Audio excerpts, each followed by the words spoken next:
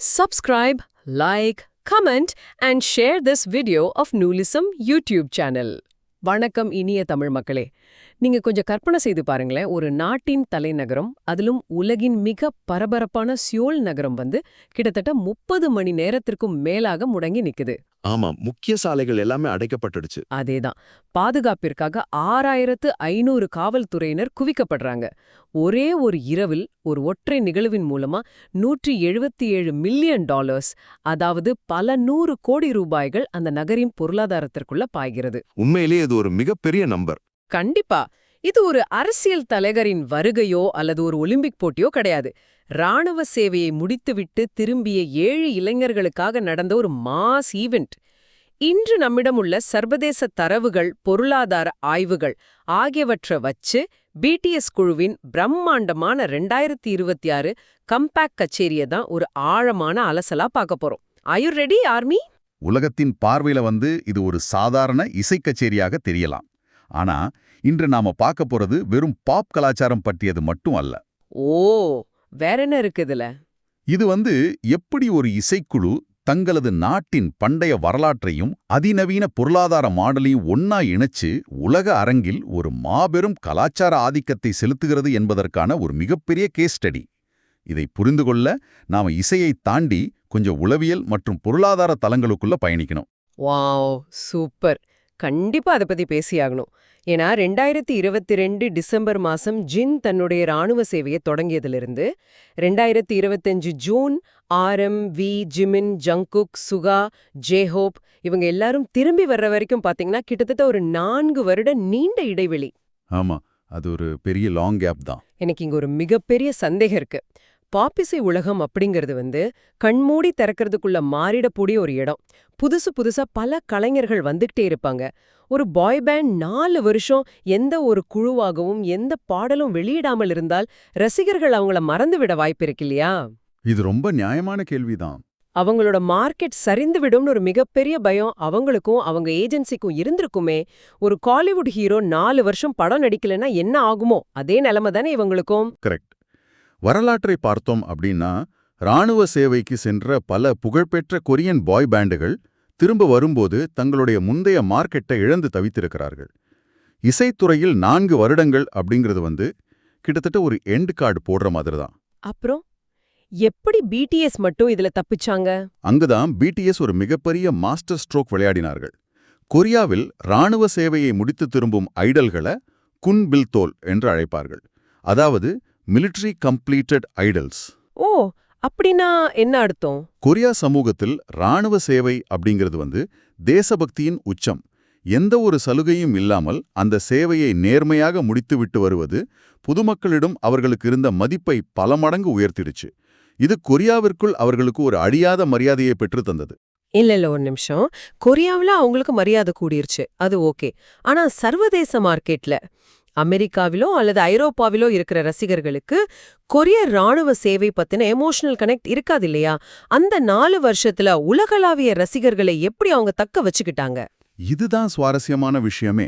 அங்கேதான் அவர்கள் இந்த இடைவெளியை ஒரு தடையாக பார்க்காமல் தங்களது சாப்டர் 2, அதாவது தங்களது அடுத்த பரிமாணமாக பயன்படுத்தினார்கள். சாப்டர் 2வா? அதாவது தனிப்பட்ட முறையில மியூசிக் பண்ணாங்களா? அதேதான். குழுவாக செயல்பட முடியாத அந்த நேரத்தை தனிநபர்களாக தங்களை நிலைநிறுத்திக் கொள்ள பயன்படுத்தினார்கள். அவர்கள் மொத்தமாக காணாமல் போகவில்லை. ஒவ்வொரு உறுப்பினரும் தங்களின் தனிப்பட்ட இசைத்திறமையை வெளிப்படுத்தும் சோலோ ஆல்பங்களை வெளியிட்டார்கள். ஆமா, நான் கூட கேள்விப்பட்டேன்.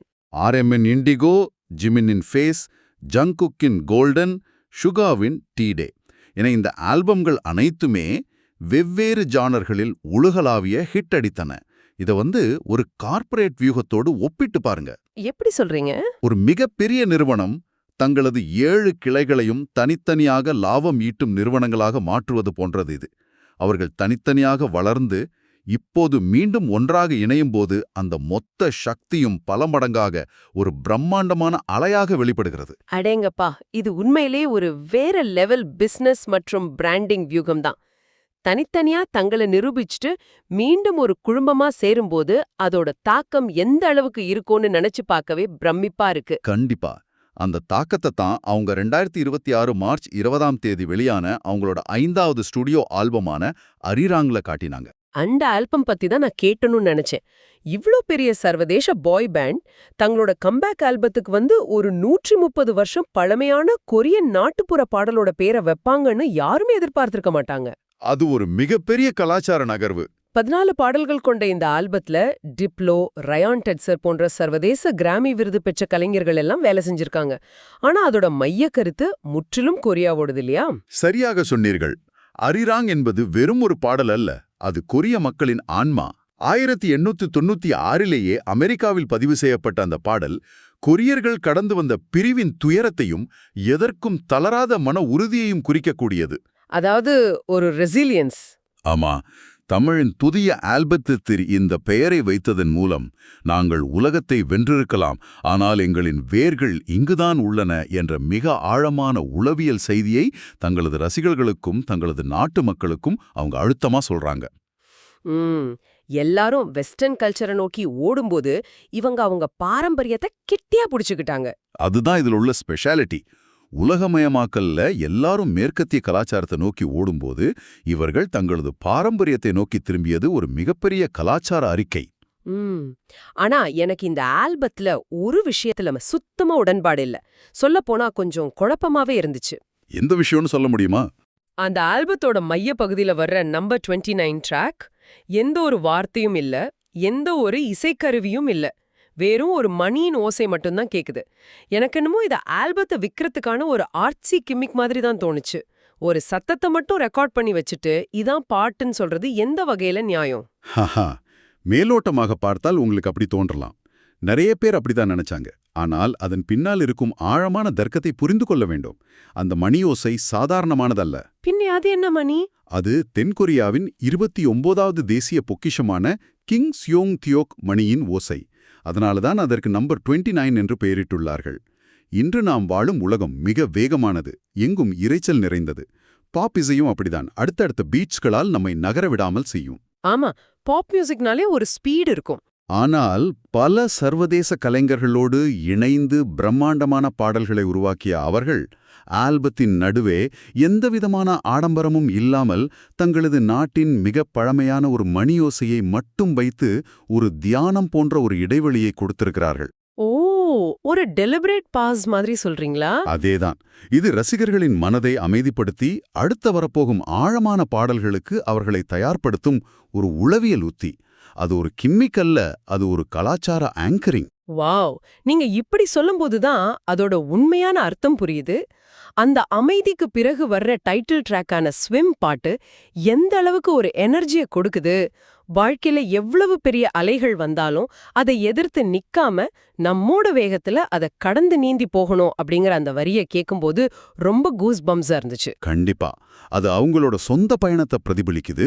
அவங்க ராணுவத்துல இருந்த அந்த 4 வருஷமும் அவங்க கடந்து வந்த அந்த உளவியல் போராட்டங்களும் தான் கண் முன்னாடி வந்து போகுது. சரி, இவ்வளவு ஆழமான விஷயங்கள் இருக்கிற ஒரு ஆல்பத்தை அவங்க சாதாரணமா ஒரு பிரஸ் மீட் வச்சோ ஒரு ஸ்டுடியோலோ ரிலீஸ் பண்ணிட முடியாது இல்லையா? சான்ஸே இல்ல, அவங்க அப்படி பண்ண மாட்டாங்க. அதற்கான மேடை அந்த ஆல்பத்தின் ஆன்மாவை பிரதிபலிப்பதாக இருக்கணும். அங்கேதான் அந்த குவாங்வாமன் ஸ்கொயர் கச்சேரி வருது. அத பத்தி சொல்லுங்க. மார்ச் 21, 2026 குவாங்வாமன் ஸ்கொயர் அப்படிங்கிறது சியோல் நகரின் இதயம். 1395 உருவாக்கப்பட்ட கியோங்போக்குங் அரண்மனையின் பிரதான வாயில். அது அரசனுக்கும் மக்களுக்குமான தொடர்பை குறிக்கும் ஒரு வரலாற்று சிறப்புமிக்க இடம். ரொம்ப பிரம்மாண்டமான இடம் அது. தங்களுடைய கலாச்சார அடையாளமான அரிராங் ஆல்பத்தை வெளியிடுவதற்கு இதைவிட ஒரு சிறந்த இடம் உலகத்தில் எங்கும் இருக்க முடியாது. அந்த இடத்தோட வரலாறு ஒரு பக்கம்னா அதை அவங்க உலகத்துக்கு எப்படி கொண்டு போனாங்கங்கிறது தான் என்ன பிரமிக்க வச்சது. Here is where it gets really interesting. Netflix உலக அளவுல 190 நாடுகள்ல இந்த லைவ் பெர்ஃபார்மன்ஸை நேரலையா ஒளிபரப்பினாங்க. தென்கொரியாவிலிருந்து நடக்கும் முதல் மாபெரும் லைவ் ஈவெண்ட் இதுதான். நீங்க யோசிச்சு பாருங்க, ஒரு பக்கம் 1395ல கட்டின பழமையான கொரிய அரண்மனை, இன்னொரு பக்கம் அதை 190 நாடுகளுக்கு கொண்டு செல்லும் 2026 அதிநவீன நெட்ஃபிளிக்ஸ் தொழில்நுட்பம். அந்த ஸ்டேஜ் செட்டப், வானத்துல பறந்த ட்ரோன் கேமராக்கள், அந்த லைட்டிங் எல்லாமே ஒரு ஹாலிவுட் படத்தோட கிளைமேக்ஸ் மாதிரி இருந்துச்சு. அந்த மேடையின் அமைப்பை கவனித்தீர்கள் என்றால் பழமையையும் புதுமையையும் அவர்கள் எவ்வளவு நேர்த்தியாக இணைத்திருக்கிறார்கள் என்பது புரியும். கச்சேரியின் தொடக்கத்தில் அவர்கள் நடந்து வந்த பாதைக்கு பாத் ஆஃப் அ கிங், அதாவது யோதோ என்று பெயர். அரசர்களுக்கான பாதையா? ஆமாம், பண்டைய கொரிய வரலாற்றில் அரசர்கள் மட்டுமே நடக்கும் பாதை அது. சாதாரண குடிமக்கள் அதில் நடந்தால் 80 கசையடிகள் கொடுக்கப்படும் என்ற கடுமையான சட்டம் இருந்தது. அந்த அரசர்களுக்கான பாதையில் புதிதாக புனரமைக்கப்பட்ட வோல்டே என்ற தளத்தின் வழியாக அவர்கள் நடந்து மேடைக்கு வந்தார்கள். இது செம்ம மாசான ஒரு என்ட்ரி. ஒரு காலத்தில் அரசர்கள் மட்டுமே நடந்த பாதையில் இன்று தங்களது இசையால் உலகையே ஆளும் 7 பாப் கலைஞர்கள் நடந்து வருகிறார்கள் என்பது காலங்கள் எப்படி மாறியுள்ளது என்பதை காட்டும் ஒரு சக்தி வாய்ந்த குறியீடு. அந்த என்ட்ரி பத்தி பேசும்போது தலைவன் ஆரம் பத்தி நாம கண்டிப்பா பேசி ஆகணும். ரிஹர்சல்ல அவருக்கு கணுக்கால்ல ஒரு மிகப்பெரிய காயம் ஏற்பட்டுருச்சு, ஆங்கிள் இன்ஜுரி. ஆமாம், அது ஒரு கவலைக்கிடமான தருணம். ஒரு சாதாரண ஆர்டிஸ்டா இருந்தா இவ்ளோ பெரிய கச்சேரியில அவ்ளோ வலிய வச்சுக்கிட்டு ஆட முடியுமான்னு யோசிச்சு ஈவெண்ட்டை கேன்சல் பண்ணியிருப்பாங்க. ஆனா அவர் வலிய பொறுத்து கொண்டு ஒரு துளி கூட முகம் சுளிக்காம மேடையில வந்து அன்யோங்கசியோ வி ஆர் பேக் அப்படின்னு சொல்லி ஆடுனதற்கே ஷான்ஸே இல்ல. அதுதான் அவங்களோட டெடிகேஷன். இது வெறும் மாஸ் ஹீரோக்கான கெத்து மொமெண்ட் மட்டும் கிடையாது. இது அந்த கொரியல் என்டர்டெயின்மெண்ட் ஏஜென்சிகள் தங்களது கலைஞர்களுக்கு கொடுக்கும் அதீத ஒர்க் எத்திக்.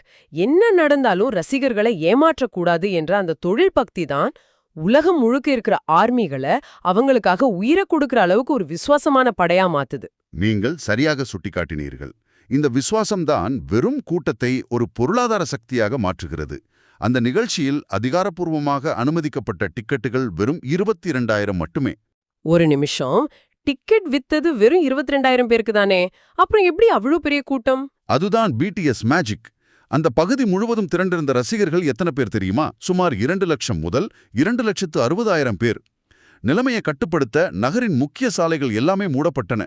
இது ஒரு தனிப்பட்ட இசைக்குழுவின் கச்சேரிக்காக ஒரு நாட்டின் தலைநகரமே ஸ்தம்பித்து நின்ற ஒரு வரலாற்று நிகழ்வு. இது எனக்கு நிஜமாவே தலை சுத்த வைக்குது. 2,60,000 பேர் தொருவுல நிக்கறாங்க. சரி, இதெல்லாம் என்ன சொல்கிறது? உலக அளவில் இது எத்தகைய தாக்கத்தை ஏற்படுத்தியுள்ளது? நீங்க முன்னாடி ஒரு புள்ளி விவரம் சொன்னீங்க. இந்த ஒரு சிங்கிள் ஈவெண்ட் மூலமா சியோல் நகருக்கு $177 மில்லியன் வருமானம் வந்துச்சுன்னு. அது எப்படி சாத்தியம்? இத நாம மேக்ரோ எக்கனாமிக்ஸ் கண்ணோட்டத்துல பார்க்க வேண்டும். அந்த $177 மில்லியன் வெறும் டிக்கெட் விற்பனையால் வந்ததல்ல. முழுவதிலிருந்தும் பல்லாயிரக்கணக்கான ரசிகர்கள் இந்த ஒரு கச்சேரிக்காக சியோல் நகரத்திற்கு பறந்து வந்தார்கள். இவர்கள் சியோலுக்கு வரும்போது விமான டிக்கெட்கள் புக் செய்கிறார்கள். சியோலில் உள்ள முன்னணி ஹோட்டல்கள் அனைத்தும் BTS தீம்டு பேக்கேஜஸ் என்று சிறப்பு அறைகளை உருவாக்கி பல மடங்கு விலைக்கு விற்றன. ஓ, அந்த ஹோட்டல் ரூம்ஸ் எல்லாம் ஃபுல் ஆயிடுச்சா? முற்றிலுமாக நிரம்பி வழிந்தன. நகரமெங்கும் உருவாக்கப்பட்ட பாப்அப் ஸ்டோர்ஸ்களில் பல $1 மில்லியன் பொருட்கள் விற்கப்பட்டன. உள்ளூர் உணவகங்கள், போக்குவரத்து என ஒட்டுமொத்த சியோல் நகர பொருளாதாரமும் அந்த ஒரு வாரத்திற்கு BTS என்ற ஒற்றை சக்கரத்தின் கீழ் இயங்கியது. அடேங்கப்பா! அது மட்டுமில்லாமல் அரிலாங் ஆல்பம் வெளியான முதல் நாளிலேயே 3.98 மில்லியன், அதாவது கிட்டத்தட்ட 4 மில்லியன் பிரதிகள் விற்று ஒரு புதிய உலக சாதனையை படைத்துள்ளது. இதுதான் ஃபேண்டம் எக்கானமி. ஒரு இசைக்குழு ஒரு தனி நாட்டின் பொருளாதாரத்தையே உயர்த்தும் இயந்திரமாக செயல்படுவது. சூப்பர். இப்போ எனக்கு இன்னொரு ஆழமான விஷயம் புரியுது. இந்த நெட்ஃபிளிக்ஸ் டீல் இருக்கு இல்லையா, இது சும்மா ஒரு லைவ் ஸ்ட்ரீமிங் கிடையாது. ஒரு சாதாரண ஸ்டேடியத்துல 50,000 பேர் தான் உட்கார முடியும். ஆனா நெட்ஃபிளிக்ஸ் மூலமா இவங்க 190 நாடுகள்ல இருக்கிற கோடிக்கணக்கான ரசிகர்களை ஒரே நேரத்துல கனெக்ட் பண்றாங்க. ஆமாம், இது ஒரு மிகப்பெரிய தொழில்நுட்ப புரட்சி. இது ஒரு டிஜிட்டல் ஸ்டேடியம் மாதிரி. இங்க டிக்கெட்டுக்கு எல்லையே கிடையாது, சப்ளை அண்ட் டிமாண்ட் பிரச்சனையே கிடையாது. உங்களோட இன்டர்நெட் கனெக்ஷன் தான் உங்களோட VIP பாஸ். இது மியூசிக் இண்டஸ்ட்ரியோட பிசினஸ் மாடலையே மாத்தி எழுதுற ஒரு விஷயம். மிகச்சரியான ஒப்பீடு. இந்த டிஜிட்டல் ஸ்டேடியம் மாடல் தான் எதிர்காலம். இது வெறும் ஆரம்பம் மட்டுமே. இந்த சோல் கச்சேரி முடிந்த கையோடு அங்க என்ன பண்ணாங்க தெரியுமா? என்ன பண்ணாங்க? அடுத்த டூர் அனௌன்ஸ் பண்ணாங்களா? ஆமாம், அடுத்ததாக 2026 முதல் 27 வரை நடக்கப் போகும் பிரம்மாண்டமான அரிராங் வேர்ல்ட் டூரை அறிவித்துள்ளார்கள். ஆசியா, நார்த் அமெரிக்கா, ஐரோப்பா, லத்தீன் அமெரிக்கா என உலகம் முழுவதும் 34 நகரங்களில் 82 ஷோக்கள். வாவ், 82 ஷோக்களா?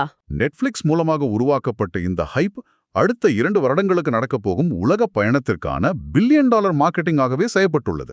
கேட்கும் போதே மூச்சு முட்டுது. ராணுவத்துக்கு போனா மார்க்கெட் முடிஞ்சிடும்னு நினைச்சவங்களுக்கு மத்தியில தங்களோட வேல்யூவை பன்மடங்கு ஏத்திட்டு கம்பீரமா வந்து நிக்கிறாங்க BTS.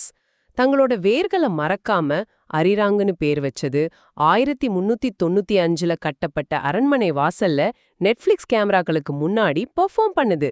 இது எல்லாமே இசை வரலாற்றில் பொன்னெழுத்துக்களால் பொறிக்கப்பட வேண்டிய ஒரு அத்தியாயம். இதை நாம் இன்னும் பெரிய கோணத்தில் சிந்தித்து பார்க்க வேண்டும். ஒரு பாய் பேண்ட் ராணுவ சேவைக்கு சென்றால் அவர்களின் மார்க்கெட் முடிந்துவிடும் என்ற பிம்பத்தை பிடிஎஸ் சுக்குநூறாக உடைத்து விட்டார்கள். அது மட்டுமில்லாமல் நெட்ஃபிளிக்ஸ் போன்ற உலகளாவிய தளத்தில் இவ்வளவு பிரம்மாண்டமாக லைவ் ஸ்ட்ரீமிங் செய்யும் இந்த மாடல் வெற்றி அடைந்துள்ளதால் எதிர்கால இசை கச்சேரிகளின் வடிவம் எப்படி இருக்கும்? அதான் எனக்கும் அதே கேள்விதான் தோணுது. இதுக்கப்புறம் கச்சேரிகள் எப்படி மாறும்? ஒருவேளை இன்னும் 5 வருடங்களில் நாம் கச்சேரிகளுக்கு விமானம் ஏறி செல்ல வேண்டிய அவசியமே இருக்காதோ? VR ஹெட்செட்களை அணிந்து கொண்டு உலகின் எந்த மூலையில் கச்சேரி நடந்தாலும் நம் வீட்டு வரவேற்பறையிலேயே முதல் வரிசையில் அமர்ந்து பார்ப்பது போல் ஒரு அனுபவத்தை இது உருவாக்குமா? பிடிஎஸ்ஸின் இந்த நகர்வு வருங்கால கலைத்துறையின் தொழில்நுட்ப பரிணாமத்திற்கு ஒரு மிகப்பெரிய வழிகாட்டியாக அமைந்திருக்கிறது என்று நான் கருதுகிறேன். வாவ்! நீங்க சொல்றத பார்த்தா அடுத்த கட்டத்தை நோக்கிய ஒரு மாபெரும் பாய்ச்சலுக்கு நாம எல்லாரும் தயாராகணும்னு தோணுது. நீங்க யோசிச்சு பாருங்க, 4 வருட வலி, காத்திருப்பு, எதிர்பார்ப்பு எல்லாத்துக்கும் சேர்த்து சியோல் மண்ணுல ஒரு ராஜ நடை நடந்து வந்து நாங்கள் திரும்பி வந்துவிட்டோம்னு அவங்க சொன்ன அந்த நிமிஷம் உலகம் முழுக்க இருக்கிற ரசிகர்களுக்கு எப்படி ஒரு உணர்வை கொடுத்திருக்கும்? அது வார்த்தைகளால் விவரிக்க முடியாத ஒரு எமோஷன். கண்டிப்பா. நீங்க இந்த கச்சேரிய பாத்தீங்களா? இந்த கம்பேக் பெர்ஃபார்மன்ஸ்ல உங்களுக்கு எந்த விஷயம் அப்படியே புல்லரிக்க வைத்தது? வலியை பொறுத்து கொண்டு ஆடிய RM-இன் அதீத அர்ப்பணிப்பா, அல்லது ஸ்விம் பாடலின் நம்மை உந்தித் தள்ளும் வரிகளா? நெட்ஃபிளிக்ஸ்ல ஒரு கச்சேரியை நேரலையாக பார்த்த அந்த அனுபவம் உங்களுக்கு எப்படி இருந்தது? உங்களுடைய கருத்துக்களை மறக்காம கீழே கமெண்ட்ல சொல்லுங்க. உங்களோட ஒவ்வொரு கமெண்ட்டையும் நாங்க படிக்க ஆர்வமா இருக்கோம். அந்த ஃபேன் ரியாக்ஷன்ஸ் எல்லாம் படிக்க சுவாரஸ்யமா இருக்கும். ஆமா. பிடிஎஸ்ஸின் இந்த கம்பேக் ஏற்படுத்தியிருக்கும் பொருளாதார மற்றும் கலாச்சார தாக்கங்கள் இன்னும் பல வருடங்களுக்கு பேசப்படும் என்பதில் எந்த சந்தேகமும் இல்லை. மீண்டும் ஒருமுறை உங்களுக்கு நினைவூட்டுகிறோம், இதுபோன்ற சிறப்பான வீடியோக்களுக்கு நூலிசம் யூடியூப் சேனலை சப்ஸ்கிரைப் செய்து தொடர்ந்து ஆதரவு தாருங்கள். இந்த வீடியோவை லைக் பண்ணுங்க, உங்க நண்பர்களுக்கு ஷேர் பண்ணுங்க. மீண்டும் அடுத்த சுவாரஸ்யமான ஆழமான அலசலில் சந்திக்கலாம். Bang bang.